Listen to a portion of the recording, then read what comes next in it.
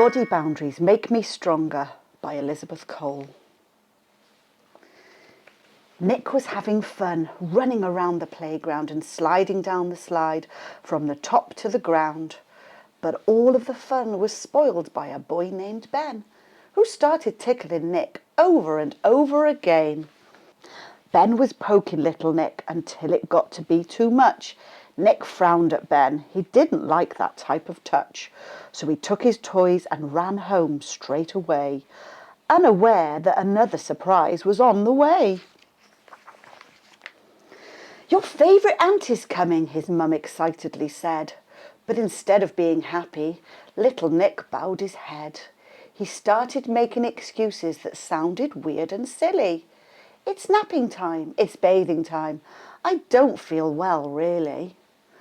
Nick's mum noticed him acting upset and a bit strange too. "What's wrong, honey? Is there something bothering you?"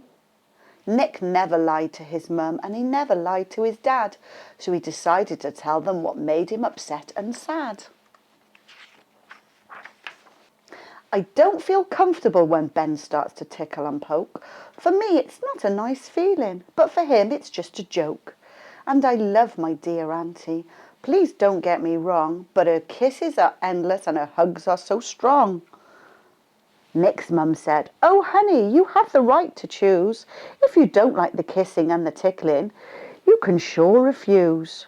Kicks, punches, pinches and pushes are not okay for you, but sometimes even pleasant touches can be unwelcome too. If someone touches you and you want them to let go, remember, your body is yours and you can say no. With kind words, you can explain to everyone so they understand. Instead of hugs and kisses, they can high five or shake your hand. You can't see your body boundary, but it doesn't mean it isn't there. It's your personal space and you get to decide if you want to share. Everyone should respect that at school, on the bus or at the zoo.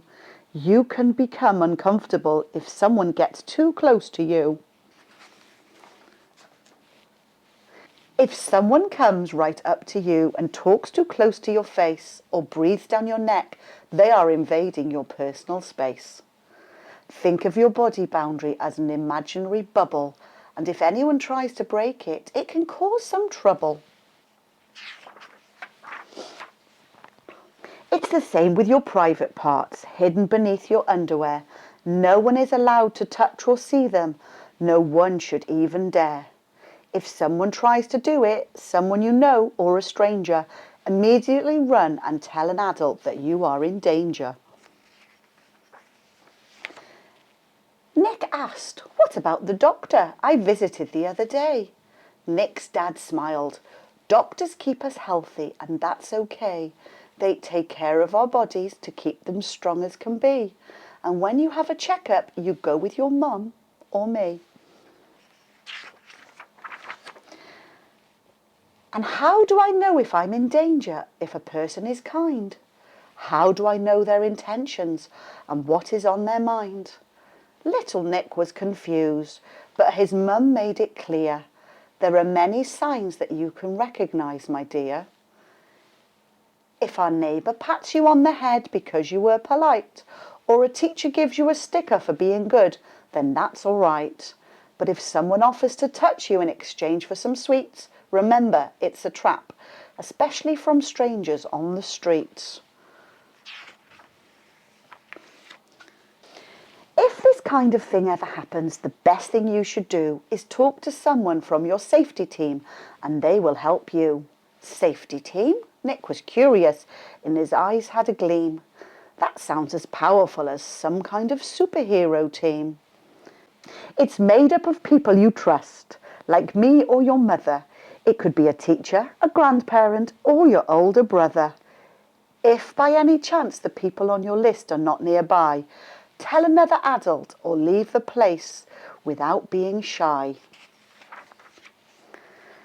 Nick took all of his parents' advice. It was wise and clever, and he began to act on it.